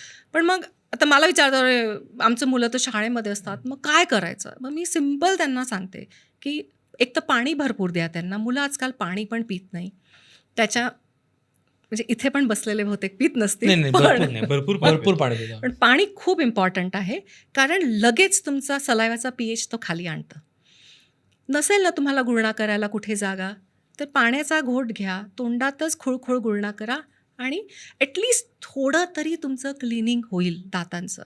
पण आज ॲक्च्युली शाळांमध्ये एक सोय पाहिजे की जिथे मुलं ॲक्च्युली ब्रश करतील. मला वाटतं 10मधनं 1 मुलाला किंवा मुलीला आजकाल ब्रेसेस असतातच. ब्रेसेस किंवा अलायनर हे आजकाल आहेतच. तर मग एवढी जर मोठी कम्युनिटी आहे ही ह्या मुलांची, मग त्यांच्यासाठी एक वेगळी सोय खूप गरजेची आहे फॉर. पण मला आठवतं, कारण मी शाळेत असतानाच मला ब्रेसेस होत्या आणि आत्ताच्या त्या फॅन्सीवाल्या ब्रेसेस नाही, माझ्या अशा छान स्टीलच्या दिसणाऱ्या ब्रेसेस होत्या सगळ्या. कितीही चूळ भरली, कितीही जेवण झाल्यानंतर ते असं अडकायचं आणि म्हणजे मी काय खाल्लं हे दिसायचं आणि मला तर खूप घाण, मला ते गिल्ट यायचा की अरे त्याचं हिरवं दिसतंय किंवा हे दिसतंय, म्हणजे काय पालेभाजी खाल्ली, कितीही चूळ भरली तर निघायचं नाही. आणि ते चोरून दात घासायचो मी लिटरली, कारण ते लाज वाटायची.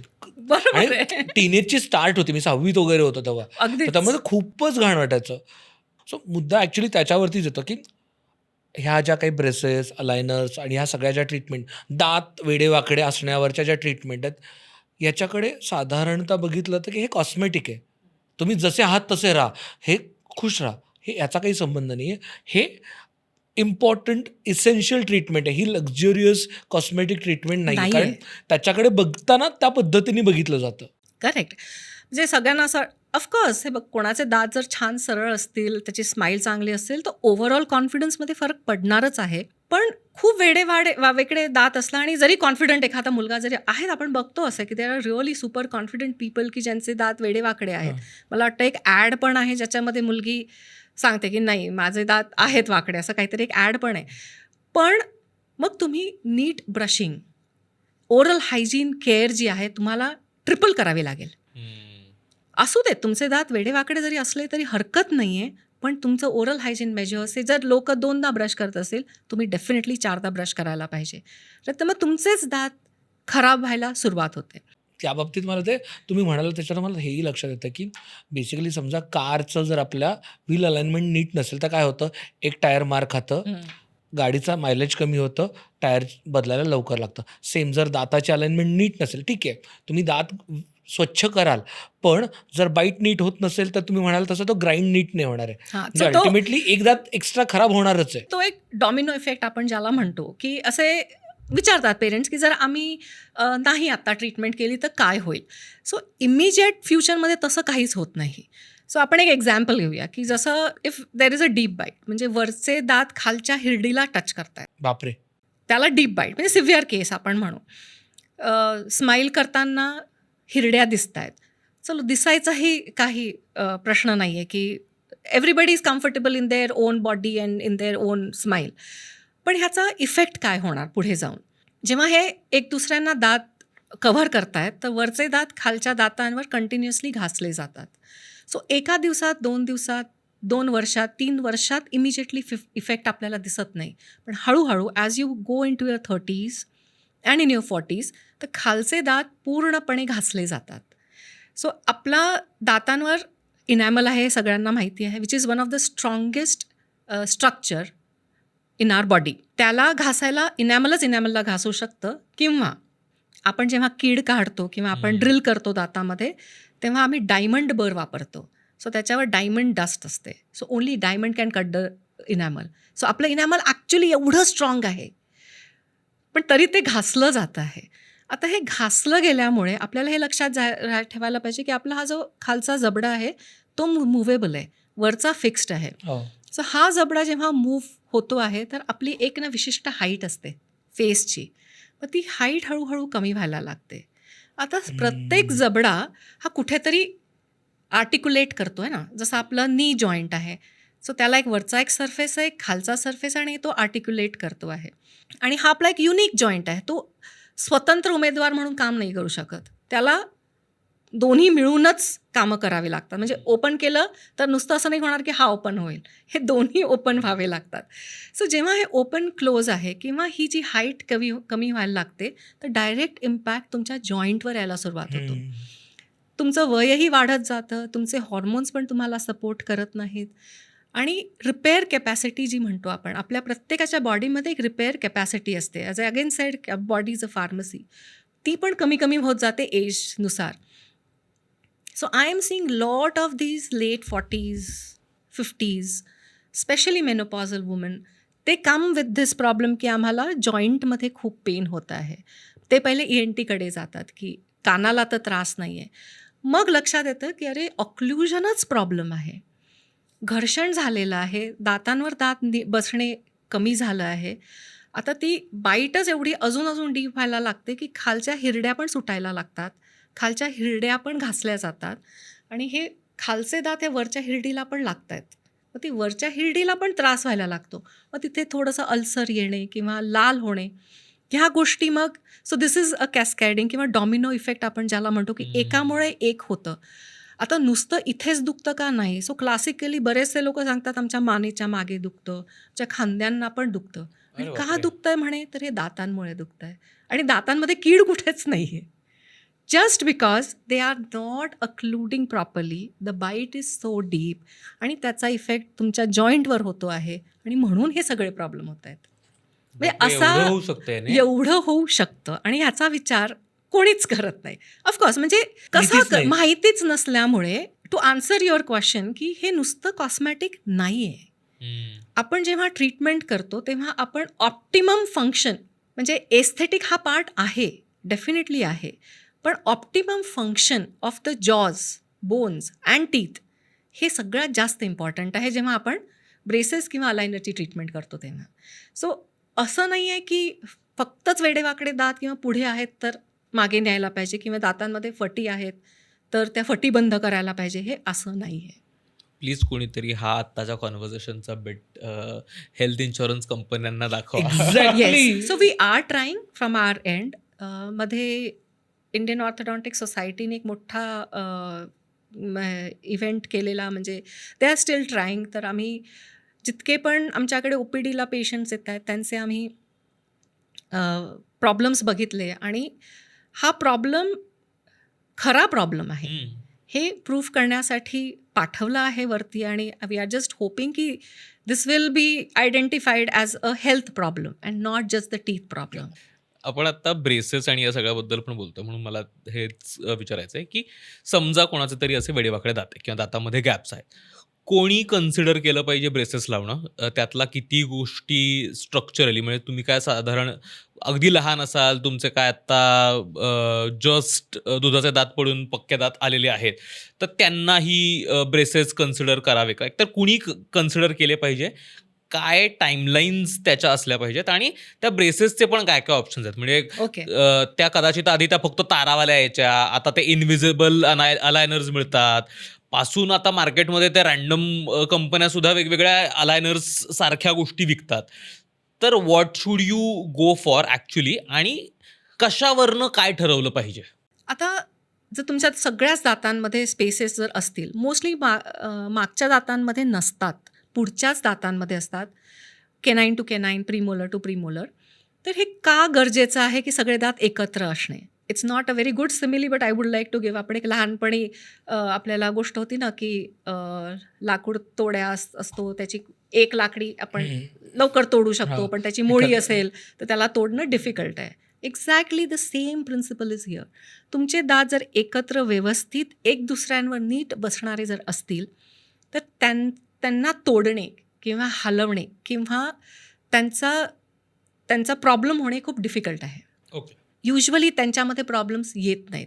Of course assuming that every other parameters are normal, म्हणजे ब्रशिंग आणि ह्या सगळ्या गोष्टी. जसा एक कंपोनंट आपला निघतो दाताचा किंवा तुटतो किंवा काढावा लागतो, त्या मोस्टली मोलर्सच्या इथे जर आपण बघितलं तर त्याच्या साईडचा दात त्या जागी यायला हळूहळू सुरुवात करतो, वरचा दात हळूहळू खाली यायला सुरुवात करतो, आणि मग तिकडचं सगळंच अक्लुजन गडबड एक होतं. नासका आंबा असेल तर अखंड पेटी नाचते. करेक्ट. सो म्हणून तुमचे सगळे दात एकत्र जोडलेले असणे खूप गरजेचे आहेत.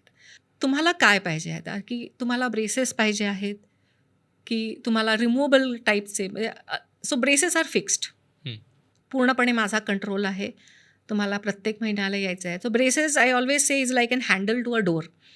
ते तुम्ही किती फॅन्सी लावा, छोटंसं लावा, एक खिळा पण लावला तरी पण आपण दार ओपन क्लोज करूच शकतो. So it's just a handle which is stuck on the teeth, whereas the major work is done by the wire. म्हणजे तारांनी आपण दात हलवतो आहे. मग वेगवेगळ्या टाईपच्या त्याच्यात तारा असतात, त्या आपल्याला प्रत्येक वेळेला बदलाव्या लागतात, किंवा काही बेंड्स द्यावे लागतात तारांमध्ये, मग ते खेचावे लागतात, काही रबर्स लावावे लागतात. हे सगळं ब्रेसेसमध्ये येतं. Whereas compare to braces, aligner also, so aligner itself act as a wire. एक ते प्लास्टिकचे ट्रे असतात. जेव्हा पेशंट येतो तेव्हा युजली आपण सगळ्यात आधी 2 एक्सरे करतो. एक साईडचा एक्सरे असतो ज्याला म्हणतात लॅटरल सिफॅलोग्रॅम, आणि एक पूर्ण एक्सरे असतो असा, ज्याच्यात आपल्याला जॉईंटपासून ते अक्कलदाढेपासून सगळं काही, दातांचे रूट्स, हे सगळं दिसतं. त्याला OPG म्हणतात. हे एक्सरे बघितल्यानंतरच आपण डिसाईड करतो की are you a good candidate for braces or aligners, and then whatever the option is. कारण ह्याच्यामध्ये आम्ही सगळे ॲनालिसिस करतो लॅटरल सिफॅलोग्रॅमवर की प्रॉब्लेम कुठे आहे, जबड्यात आहे की दातांमध्ये आहे की दोन्हींचा प्रॉब्लेम आहे. अच्छा. अँड अकॉर्डिंगली मग आपण डिसाईड करतो जबडा नीट करायचा की दात नीट करायचे, हे सगळं.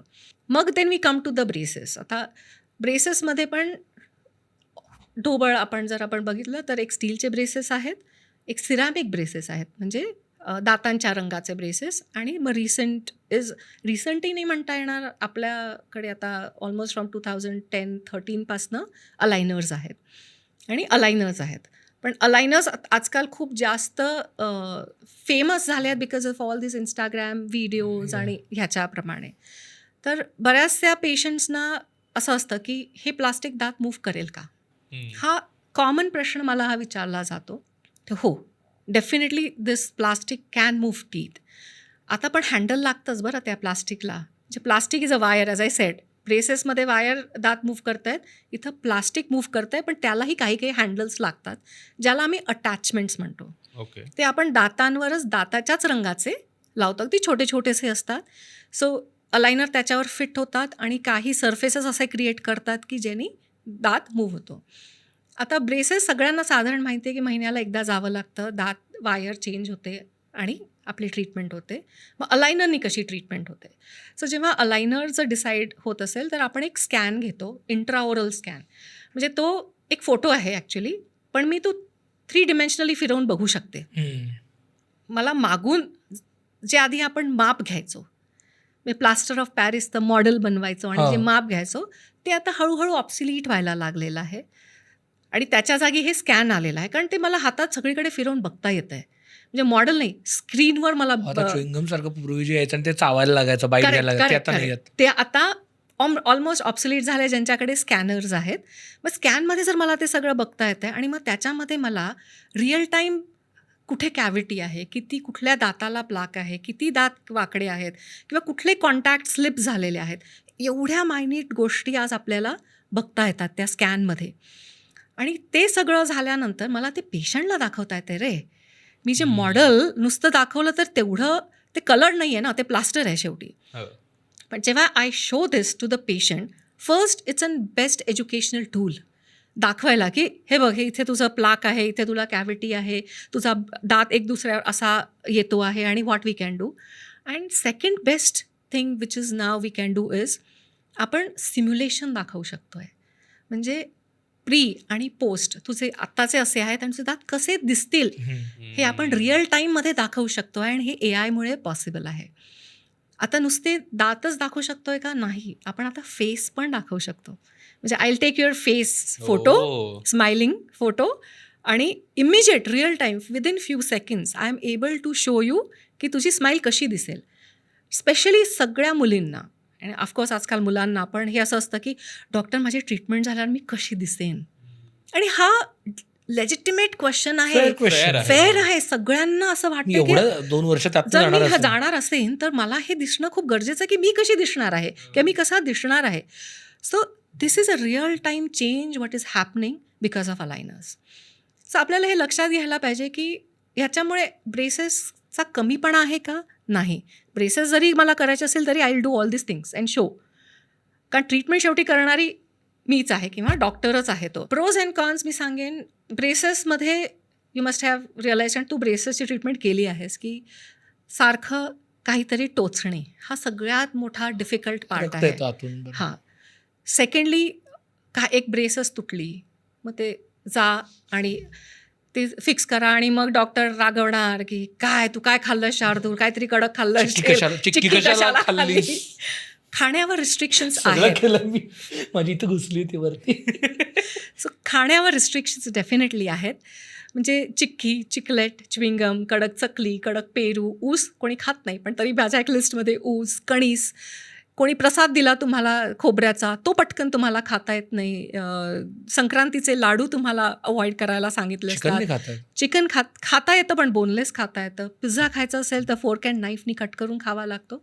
So according to me for today's generation, I am not saying the past generation, आजच्या जनरेशनला हा सगळ्यात मोठा प्रॉब्लेम आहे आणि त्याच्या आईवडिलांना पण आहे. कारण त्यांच्याकडे खरंच वेळ नाही आणि आजकाल असे डिस्टन्सेस आहेत आपले की ह्या इमर्जन्सीसाठी येणे, डॉक्टरांची त्यावेळेला अपॉइंटमेंट असणे आणि तो त्या वेळेत पोचणे, ट्रॅफिक मेहरबान असणे, हे जे सगळं सांगड एकत्र यायलाच खूप डिफिकल्टी आहे. सो जेव्हा नवीन इनोव्हेशन्स किंवा नवीन अप्लायन्सेस जेव्हा मार्केटमध्ये येतात त्याच्या मागे एक रिझन असतं. सो अलायनर हे जेव्हा आलेलं आहे त्याच्या मागचं हेच रिझन आहे की काही वायर्स नाही आहेत, इमर्जन्सीज काही नाही आहेत आणि फ्रिक्वेंट विजिट्स पण नाही आहेत. This can also be monitored remotely. आता अलायनरचे प्रॉब्लेम्स काय आहेत, कॉन्स काय आहेत? प्रोस तर सगळं काही नॉर्मलच आहेत, काही प्रॉब्लेम नाही आहे. कारण अलायनरमध्ये तुम्ही काढून जेवायचं आहे. अलायनर काढायचे आहेत आणि म्हणजे तुमचं lunch, breakfast, lunch, dinner, in between T, coffee, what ever snacks काढून खायचं आहे. पण प्रॉब्लेम काय आहे की तुमचा कंप्लायन्स हा सगळ्यात मोठा इश्यू आहे. तुम्ही 20 ते 22 तास हे अलायनर घातलेच पाहिजे, तरच दात मूव्ह होणार आहे. तुम्ही म्हणलं मी फक्त रात्री घालून झोपतो अलायनर आणि माझे दात मूव्ह झाले पाहिजे, तर ते होणे शक्य नाही. सो कंप्लायन्स जे प्रॉमिस करता आहे, कंप्लायन्स जो आहे, कंप्लायंट जो पेशंट आहे, त्याचे अमेझिंग रिझल्ट्स आम्ही बघितलेले आहेत. सो प्रॉब्लेम तसा काहीच नाही आहे. फक्त तो बर्नआउट नाही झाला पाहिजे पेशंट, की मला खूप कंटाळा येतो, मला पण हे किती कंटाळा. हॅसल आहे ना, प्रत्येक वेळेस जेवताना ते काढा आणि मग घाला. करेक्ट. आणि मग जरी ते इनव्हिजिबल असले तरी प्रत्येक वेळेस समजा तुम्ही मित्रांसोबत बाहेर जेवायला गेलात तर तुम्ही तिथे जा, पटकन ते काढा.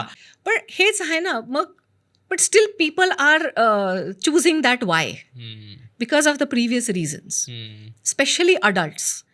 म्हणजे अडल्टमध्ये ब्रेसेस लावून आज कोणालाच नाही रे आवडत. सो एक अलायनरनी काम होतं का? नाही. त्याचे सेट्स ऑफ अलायनर्स असतात. सो ते प्रत्येक सेट्स, प्रत्येक केसनुसार, कधी लहान मुलं असतील तर आपण वीकली चेंज पण सांगतो किंवा 10 दिवसांनी चेंज सांगतो, 12 डे चेंज सांगतो किंवा 15 डे चेंज सांगतो की प्रत्येक 15 दिवसाला चेंज करा किंवा 10 दिवसाला चेंज करा. हे कशावरनं डिसाईड होतं? Complexity of tooth movement. म्हणजे कॉम्प्लेक्सिटी ऑफ द मालअक्लुजन नाही, पण एक दात मूव्ह व्हायला किती वेळ लागू शकतो त्याच्यावर ते सगळं आहे. आणि काही सिस्टम्स अशा आहेत ज्याला AIचा खूप मोठा सपोर्ट आहे, कारण त्यांच्याकडे डेटा बेसच खूप मोठा आहे. Worldwide some billion cases are there. So AI algorithm is working really, really nicely with these cases. 1/4 Indians have malocclusions. Yes. And it is going to grow exponentially. The way our generation is going, I think it is going to grow further. And again, it is just not cosmetic. It is the functional correction what we are doing here. आपल्याला आपले एक YouTube member आहेत, त्यांनी एक प्रश्न विचारलाय, म्हणजे 2-3 प्रश्न विचारलेत, त्यातला एक प्रश्न घेतोय. चालेल. आजकालच्या दुधामुळे लहान मुलांचे दुधाचे दात लवकर खराब होतात का? माझ्या मुलाचे दात किडल्यावर डॉक्टरांनी तसे सांगितले, हे अवॉइड कसे करावे? सो आता आजकालचं दूध ह्याच्यावर I may not be able to comment. पण हो, म्हणजे आपण जेव्हा बघतो, म्हणजे तुम्ही गाईचं देत असाल, म्हशीचं देत असाल किंवा पाश्चराईज मिल्क, तुम्ही पॅकेट दूध जरी देत असाल, तर त्याच्यामधला एक महत्त्वाचा इन्ग्रेडियंट आहे तो म्हणजे लॅक्टोज. साधारण एक 4 ते 5% दुधामध्ये आपलं लॅक्टोज असतं. तर लॅक्टोज म्हणजेच काय, तर ते शुगर आहे शेवटी. आता जर तुम्ही ते मुलाला दूध रात्री देत असाल, म्हणजे मोस्ट ऑफ द लहान मुलांना आपण रात्री दूध देतो प्यायला, आणि त्याच्यानंतर डेफिनेटली अगदीच जर लहान 2 वर्षाचं वगैरे मूल असेल तर ते काही गुळणा करणार नाही किंवा ब्रश करणार नाही, करायला पाहिजे रादर.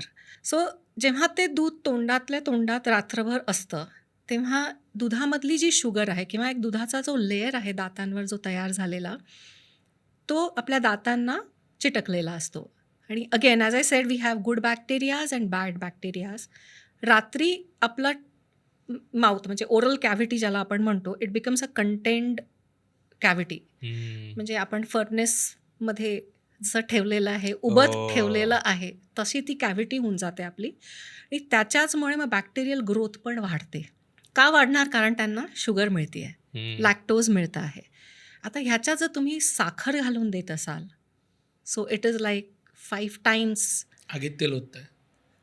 आगीत तेल होत आहात आणि मग अजूनच जास्त बॅक्टेरियल ओव्हरग्रोथ होणार तिथे, ज्याच्यामुळे कॅव्हिटीज तयार होतात. ओके. Cavity forming bacteria.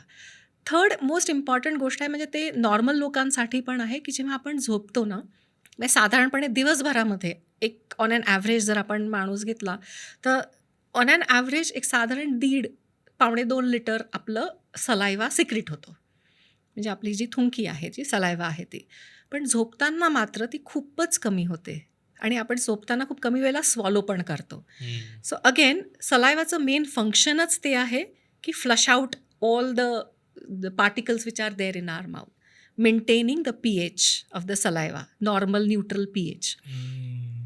इथे काय होतं आहे, तोंड बंद आहे, शुगर आहे, जे लॅक्टोज आहे दुधातलं, तुम्ही शुगर टाकून द्या किंवा नका टाकू, दुधामध्ये लॅक्टोज हे मात्र आहेच. सो त्याच्यामुळे जर बॅक्टेरिया जर वाढत असतील, एक 7-8 तास मूल झोपत असेल, तोपर्यंत तोंड बंद आहे, सलायवाचा फ्लो कमी आहे, तर फ्लश आउट होत नाही आहे, तर त्याच्यामध्ये ऑन ॲन ॲव्हरेज तुमचा pH पण कमी होऊन जातो. Oral environment become acidic. The moment it becomes acidic, it's easy for the bacteria to break down the enamel. And this is where your cavity starts. So primarily हे लक्षात ठेवा की अगदी झोपताना किंवा मूल झोपत नाही आहे म्हणून त्यावेळेला त्याला दूध देणे हे ॲक्च्युली इनकरेक्ट आहे.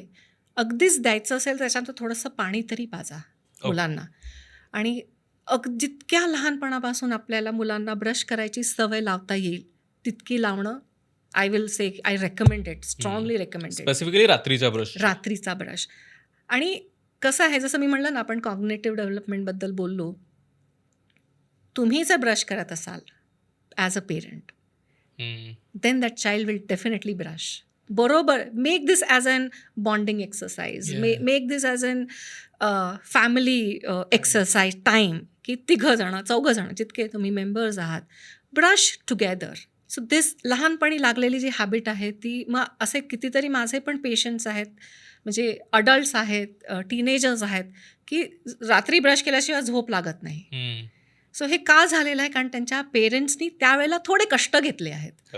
सो नुसत्या दुधाचमुळे हे असं होतं असं नाही आहे, पण प्रिव्हेन्शन करता येऊ शकतं. बऱ्याचदा ना ती ट्रीटमेंट लॉंग असते, खूप काळ चालते. म्हणजे माझीच ट्रीटमेंट साधारणतः 1.5-2 वर्ष चालली होती.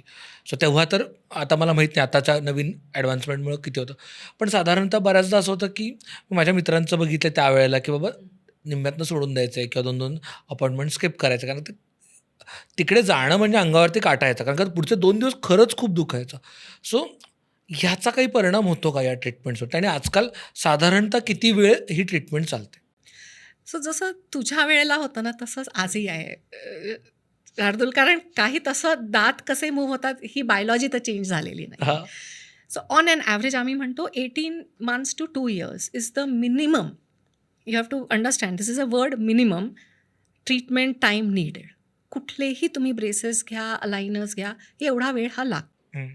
आता ह्या आधी थोडक्यात आपण समजावून घ्या की हा का लागतो आहे. कारण एक दात मूव्ह करायला मी असा त्याला खेचू नाही शकत किंवा मी खूप फोर्स पण लावू शकत नाही. सो जेव्हा दात मूव्ह होतो ना, हा दात आपला जो आहे ना, तो काही सिमेंट कॉन्क्रीटमध्ये घट्ट बसलेला नाही आहे. त्याच्या आजूबाजूला, म्हणजे if this is a bone, हा दात सस्पेंडेड आहे, त्याच्या आजूबाजूला बोन आहे, लिगामेंट्स आहेत. जेव्हा मी प्रेशर देते दातावर, समज मी ओढते इकडे, तर इकडचं बोन जे आहे ते हळूहळू रिझॉर्ब होतं, इकडचं बोन बनायला सुरुवात होते. या पूर्ण प्रोसेसला साधारण 4 आठवडे लागतात. आणि म्हणून ती अपॉइंटमेंट 1 महिन्यानी असते. त्याला रिझन हे आहे, 4 to 6 weeks is a time Wien this turnover, bone turnover ज्याला आपण म्हणतो, हा होतो आणि मग तो हलकेच दात जातो. डॉक्टरांना भेटायचं आहे, मज्जा आहे, तुम्हाला बघायचं आहे म्हणून नाही. आणि खूप सारे पेशंट असतात, आम्ही 15 दिवसात यायला तयार आहे, मी रोज यायला तयार आहे, माझी लवकर ट्रीटमेंट करा. पण नाही ना, ते मी नाही करू शकणार आहे. कारण जर मी खूप फोर्स दिला तर इकडचं बोन नॉर्मल बनण्यापेक्षा ते क्रश होऊन जातं. आणि मग ते क्रश्ड बोन जे आहे किंवा क्रश्ड लिगामेंट्स आहेत ते रिपेअर व्हायलाच अजून 1 महिना लागतो. मग तुम्ही अजून मागे जाता ट्रीटमेंटमध्ये. सो हे खूप इम्पॉर्टंट आहे अंडरस्टँड करायला की दात मूव्ह करायला साधारणपणे 4 ते 6 आठवडे लागतात आणि त्याच्यानंतरच आपण फोर्स वाढवू शकतो किंवा चेंज करू शकतो. And this is true whether you are treating with braces or with aligners. कशाला ते दात सरळ करायचे, वेडेवाकडे परत होतातच, ते काहीतरी गडबड होऊनच जाते, सगळी ट्रीटमेंट झाली परत ते वेडेवाकडे होतात. हे असे आरोप प्रत्यारोप खूप लोकांचे असतात.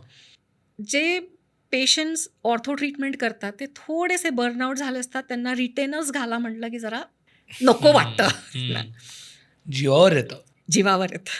पण रिटेनर किंवा रिटेन्शन फेज ही सगळ्यात महत्त्वाची आहे. जसं मी आधी सांगितलं दात कसा मूव्ह होतो, तसाच हे खूप महत्त्वाचं आहे लक्षात घेणं की moved tooth, requires almost 3 months of time to get stabilize in that bone.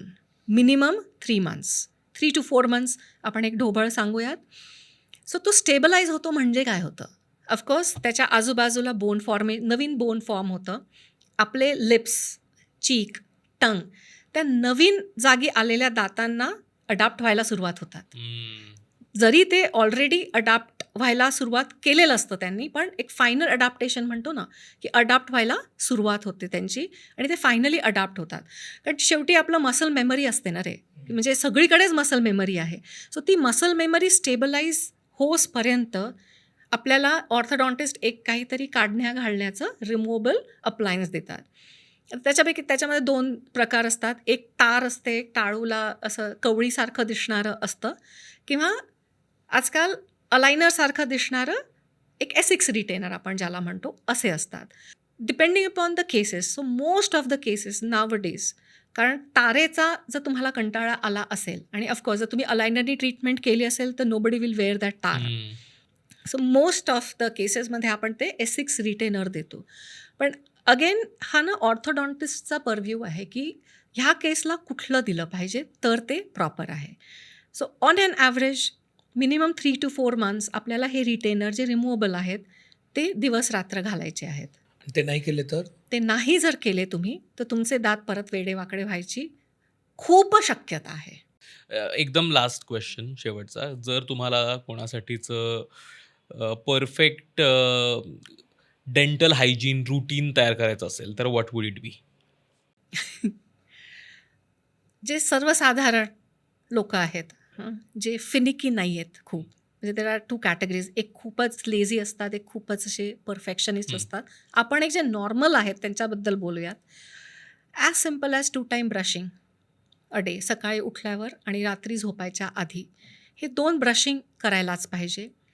Flossing I recommend, पण तुम्ही आठवड्यातनं 3दा जरी करू शकत असाल आणि food specific as we discussed earlier तसं केलं तरी पण खूप छान आहे.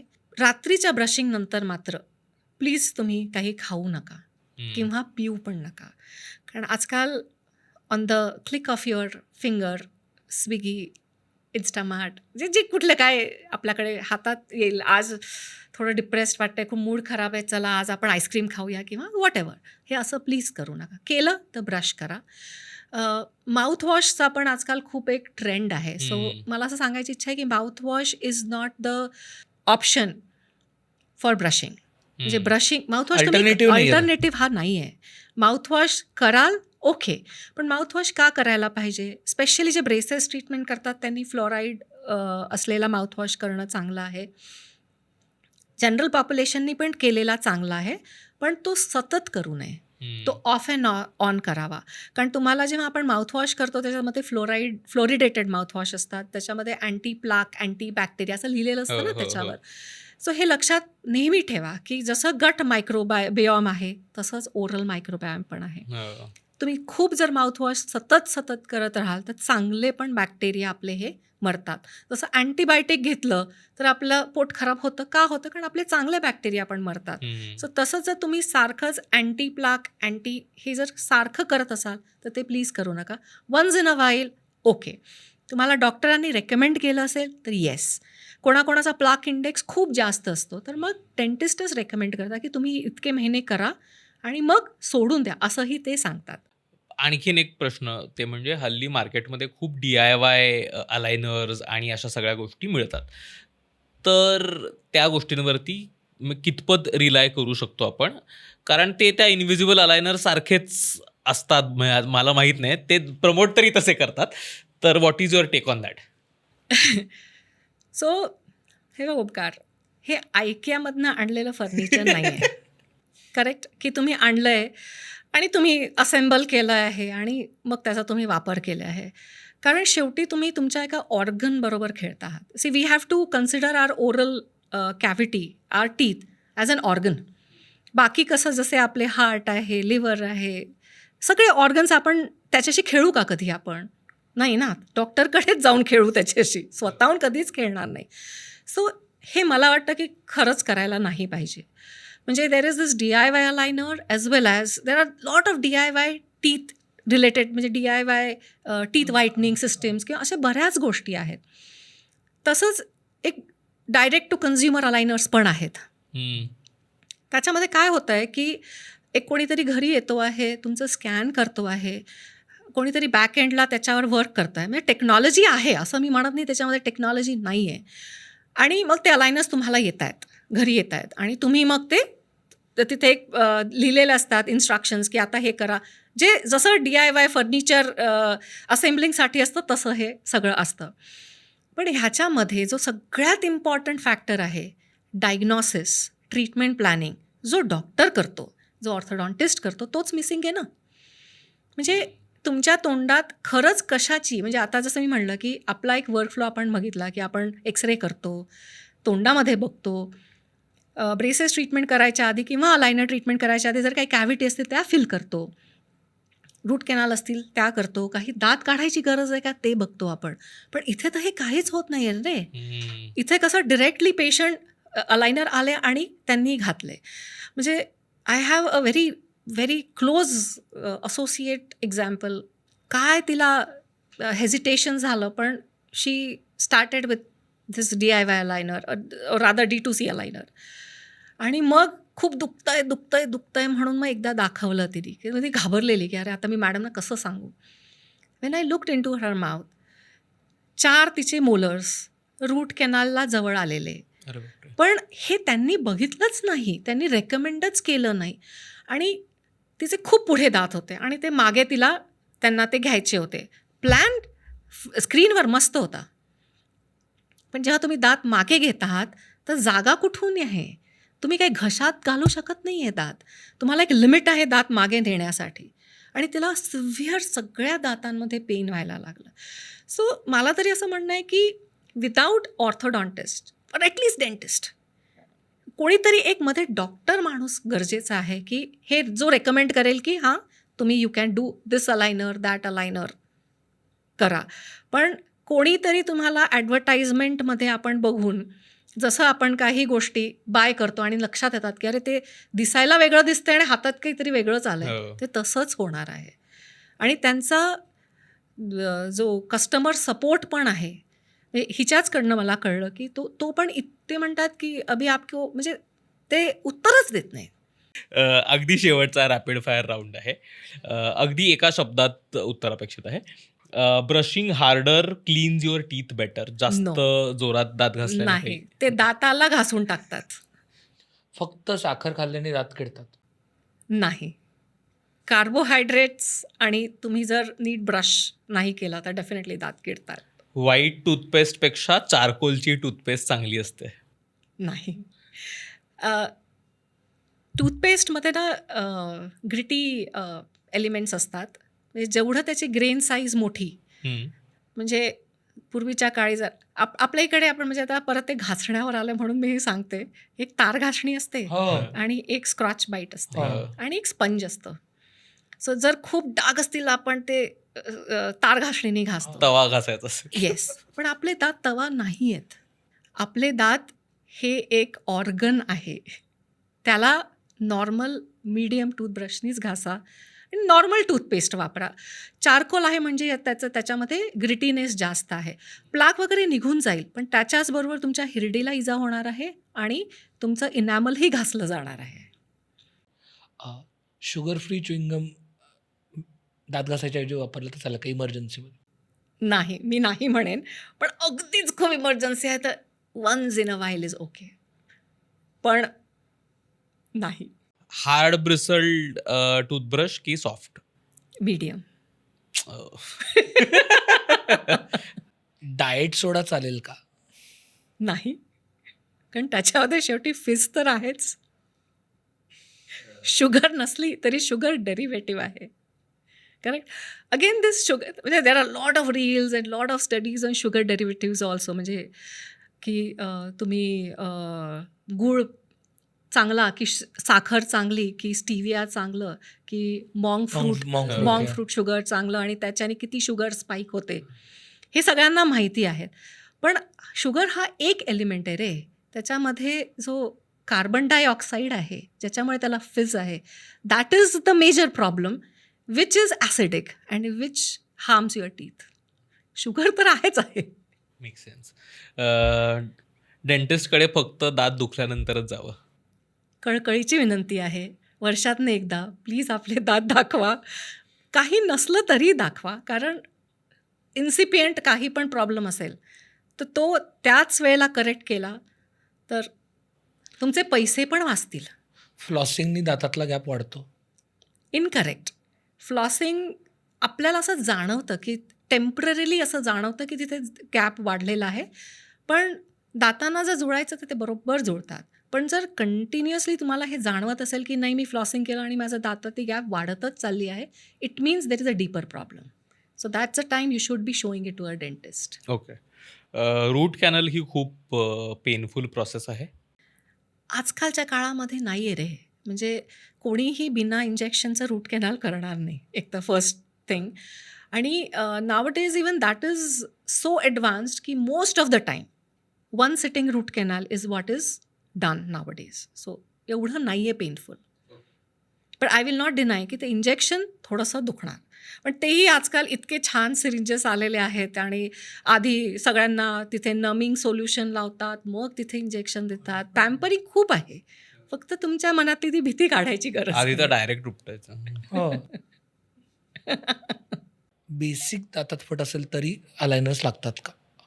सगळ्या दातांमध्ये फट असेल तर येस, अलायनर लावायला पाहिजे. जसं मी मागे म्हटलं की छोटीशी एखादी गॅप असेल आणि it is not bothering you तर अलायनर्सची काही एवढी गरज नाही. पण जेव्हा केव्हा आपल्या दातांमध्ये फट असते, स्पेशली मागच्या दाढांमध्ये किंवा मागच्या दातांमध्ये, जसं साधा सोपेचा दाणा किंवा सोपही अडकली तर आपली जीभ सारखी तिथे जाते. हो. जिथे कुठे फटी असतात तिथे आपली सारखी जीभ जाते. आता जीभ is a very powerful muscle. म्हणजे आपलं जेवढं आपण 5 किलो वजन उचलू शकतो तेवढं वजन उचलण्याची कॅपॅसिटी असलेली ही जीभ आहे. So ती जर सारखी तिथे लागत असेल, सारखी ती जर फट तुम्हाला बॉदर करत असेल, it's a good idea to close that space, कारण जिभेमुळे ते अजून अजून अजून वाढत जाणार आहे. So you can close that space with aligners. Okay. Thank you so much. मला माहीत नव्हतं की अलायनर्स, दात आणि या सगळ्याबद्दल एवढं बोलता येऊ शकतं. खरं सांगू, मला पण माहीत नव्हतं. म्हणजे मला पण हे रेव्होल्युशन आहे की येस, हे एवढं सगळं सांगण्याजोगं आहे आणि much more than this. It is not just, मला वाटतं हे ना टिप ऑफ आईसबर्ग आहे हो हो हो. की असे खूप साऱ्या गोष्टी आहेत की ज्या जनरल पब्लिकला म्हणा की सामान्य माणसांना या माहिती नाही आहेत आणि मिसकन्सेप्शन खूप जास्त आहेत rather than the correct knowledge about many things. म्हणजे मी हे जे काही बोलली आहे ॲज अन ऑर्थोडॉन्टिस्ट बोलली आहे. मे बी जनरल डेंटिस्ट्रीमध्ये अजून बऱ्याच गोष्टी काही आहेत ज्याच्यावर आपल्याला बोलता येऊ मला शकतं वाटलं डेफिनेटली. नव्हतं एवढा पर्सनल एपिसोड होईल. म्हणजे ह्याने खूपच पर्सनल घेतलेलं आहे. पण ते बरोबर पण आहे रे. म्हणजे तुला पण ते लक्षात आलंय की हे जे सांगितलं जातं आहे ते खरंच खरं आहे. म्हणजे हे फक्त बुक्समध्ये लिहिलेलं नाही आहे किंवा कोणीतरी काहीतरी बोलतंय म्हणून असं नाही आहे. हे ॲक्च्युली होतं आहे आणि यू हॅव लिव्ड इट. हे आहे. येस. तुम्हाला आजचा एपिसोड कसा वाटला नक्की कळवा. तुमचे काही प्रश्न असतील तर तेही खाली विचारायला विसरू नका आणि तुमचा जो काही अभिप्राय असेल तोही कळवत राहा. धन्यवाद. लो बसावं. लो बसावा.